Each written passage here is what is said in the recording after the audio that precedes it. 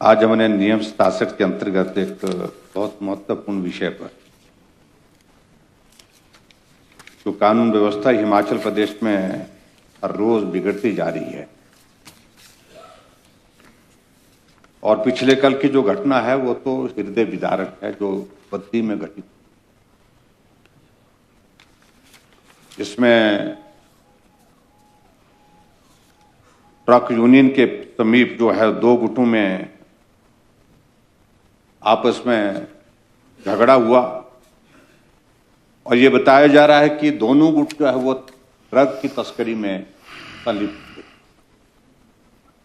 और कुछ लेन देन में जो आगे पीछे बात रह गई, यानी कि हिसाब नहीं मिला, उसको झगड़े में तब्दील होते होते थोड़ा सा वक्त लगा और उसके बाद ये स्थिति बन गई। 15 के करीब 14-15 लोग डंडे लेकर के वहां पर मॉब लिंचिंग जिस तरह से वहां पर हुई, जहां युवक की पिटाई की, 3 युवकों की, जिसमें एक की तो मौके पर ही डेथ हो गई, एक को पीजीआई में भेजा गया है और उसकी जीने की संभावना कितनी है ये भी एक चिंता का विषय, गंभीर रूप से घायल, और एक पंचकुला के हॉस्पिटल में। और जो राहुल राय करके जो हरियाणा का जो लड़का था जिसकी मृत्यु हुई, उसको जिस प्रकार से वहां पर कीचड़ में घसीट करके पीटा गया, मुझे लगता कि शायद हिमाचल के इतिहास में इस प्रकार का दृश्य कभी पहले देखने को नहीं मिला, क्योंकि उसके वीडियो जो है सोशल मीडिया में इस प्रकार से जो है वो सारे जो है वो देखने को मिल रहे हैं, जो बहुत बड़ी चिंता का विषय।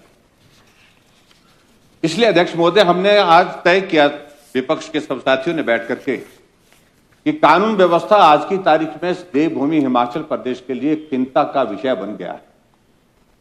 सरकार इस विषय को लेकर के गंभीर क्यों नहीं हो रही?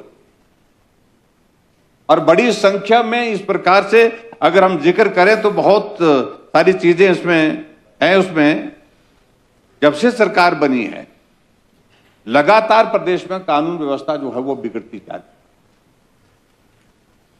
कहीं युवती के दराट से पालमपुर के बस स्टैंड में उसको बहुत बुरी तरह से घायल किया जाता है, कई बार उस पर किए जाते हैं।